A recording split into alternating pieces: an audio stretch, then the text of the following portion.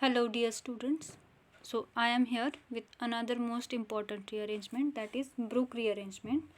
So let us see what is Brook rearrangement.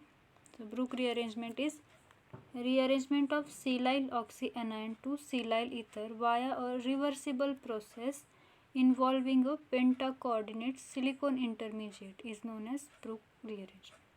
So in Brook rearrangement we have silyl oxyanion which get converted into silyl ether. So it is basically reversible rearrangement, or it is basically reversible reaction which undergo in during this rearrangement pentacoordinate silicon intermediate is formed. Okay, so depending upon migration of silyl group from carbon to oxygen, this rearrangement is divided into three types: 1,2 Brook rearrangement, 1,3 Brook rearrangement, and 1,4 Brook rearrangement. So let us see the mechanism. Okay, so in this rearrangement we use base. Okay, so this base, what is the role of base? Yes, is it abstract most acidic proton. So in this rearrangement we have here alpha hydroxysilane. So and in this alpha hydroxysilane, which is the most acidic proton, proton of OH. So this OH minus will abstract or take this proton, and after that we get alpha silyl oxyanion. Okay, so after that uh, this negative charge attack on silicon to form this pentacoordinate silicon intermediate. So why it is called as pentacoordinate silicon intermediate? Because this silicon have 5 bonds, 3 methyl and these 2 sigma bonds. So therefore it is known as pentacoordinate silicon intermediate. Okay, then what happen?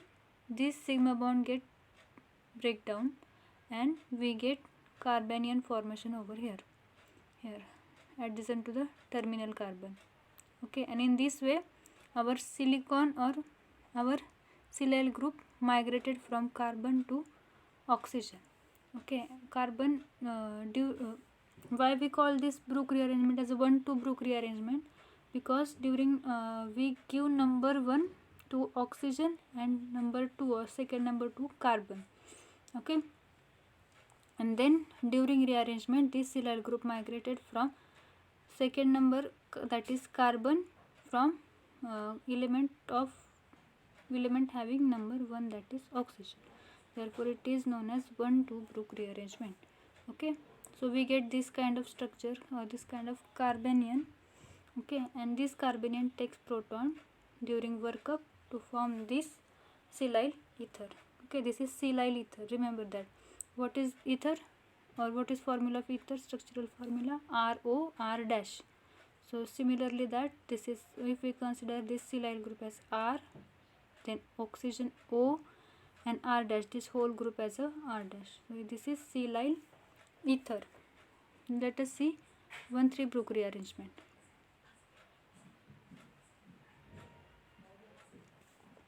Okay, in 1,3 Brook rearrangement we have beta hydroxysilane, and we give number to the oxygen, number 1 to the oxygen, number 2 to this carbon, and again 3 to this carbon.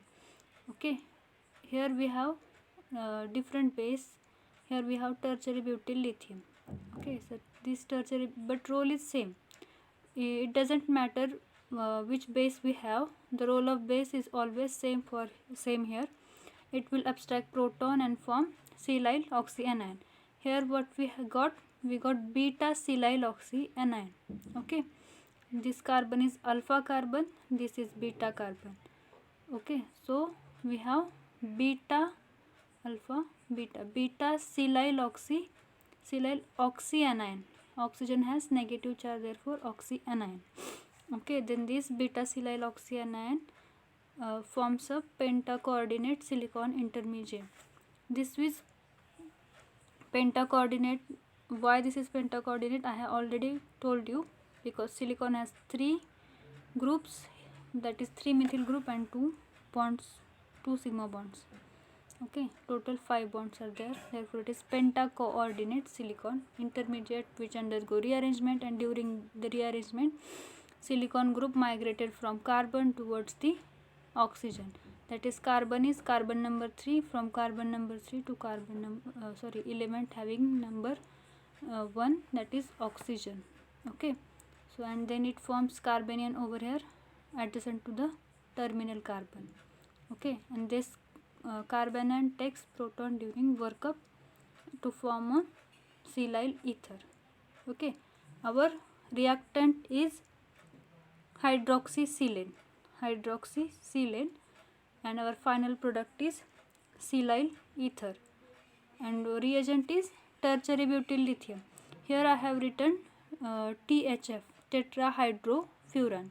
So what is role of this reagent? So this reagent is used to shift equilibrium towards the side of product.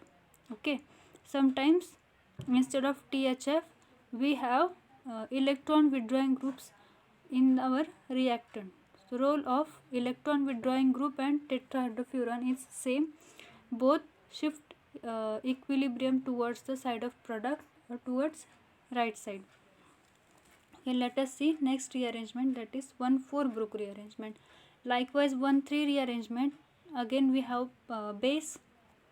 The role of base will same for this also, just here difference is of hydroxysilane. In 1,2 Brook rearrangement we have alpha hydroxysilane. In 1,3 we have beta alpha and this beta hydroxysilane. And in 1,4 Brook rearrangement what we have alpha, beta and gamma hydroxysilane. Okay, gamma hydroxysilane. The numbering will be number 1 to oxygen, 2 to this carbon, 3 to this, and then 4 to this carbon. And as we know that migration will take place from carbon to oxygen, here from carbon number 4 to oxygen. Therefore this rearrangement is known as 1,4 Brook rearrangement. Okay, so here you can see in this example we have taken electron withdrawing group, nitrile group. The role is, what is the role of nitrile group, electron withdrawing group or tetrahydrofuran? To shift equilibrium towards right side. Okay, so let us come to the mechanism. Role of base, we have base will takes up this proton, and oxygen get negative charge, oxygen with negative charge, that is oxyanion, and this is gamma silyl oxyanion. Negative charge will attack on this silicon to form this pentacoordinate intermediate. 1, 2, 3, 4 and new bond will form over here, that is 5 membered ring will form over here. Okay, after that rearrangement will takes place. We got our carbanion, and this carbanion will take proton during workup to give us silyl ether. Okay, so I hope you understand this rearrangement. We will see next rearrangement, that is Tikhonov-Demjanov rearrangement, in next video lecture. Till then study this rearrangement. I hope you all are understanding this rearrangement. If you have any doubt regarding any rearrangement, feel free to ask. Thank you and stay tuned. Happy learning.